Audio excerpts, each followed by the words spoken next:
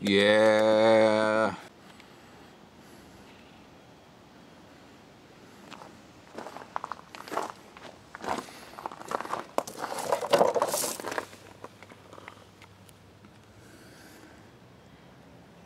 Winco 3W017E 7K unit,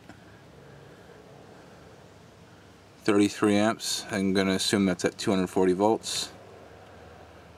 3600 RPM unit. Could have sworn this would have been 1800 because of the size of the thing, but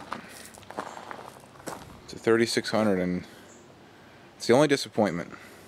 This thing runs like a top, sounds very healthy, doesn't smoke. Someone painted it. Shouldn't be blue on the cage. It is a 1989 model.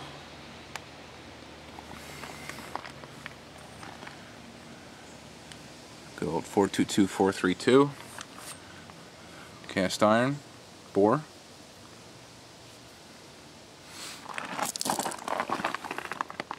And the other thing that surprised me, but it's no big deal because I can change that, is there's nothing here. There should be an electric starter. I thought a twin, shoot, that should be automatic because it is a lot to pull over, but that's how it was built. And there is a block off plate there, and peeled that back and I found teeth, so I can put electric starter setup on this if I want.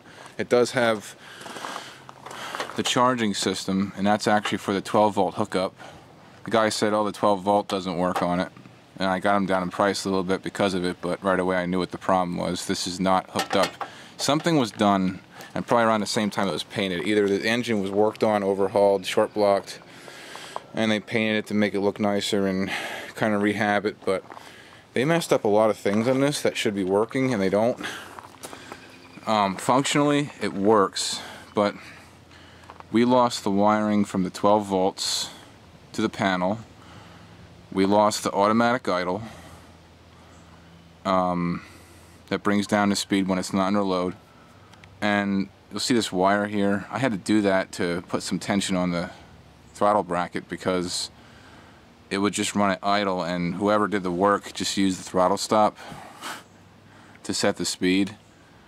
And it was running pretty fast when I got to the guy's house to buy it and he demonstrated. I knew something was up. So I think there was something electrical. That's usually what it is for the idle control. Electrical or something with a throttle. But it's missing. So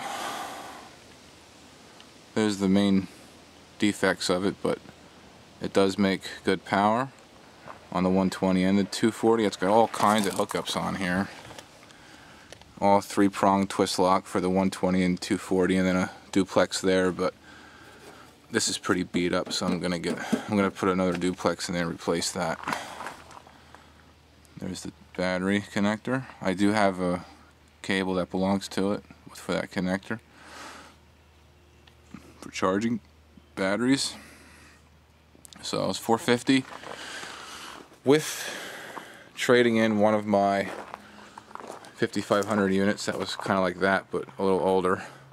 Had a Briggs overhead valve on it, and so I think it gave me a good deal. He had it posted for $800, so we kind of met halfway on the price and made that work out.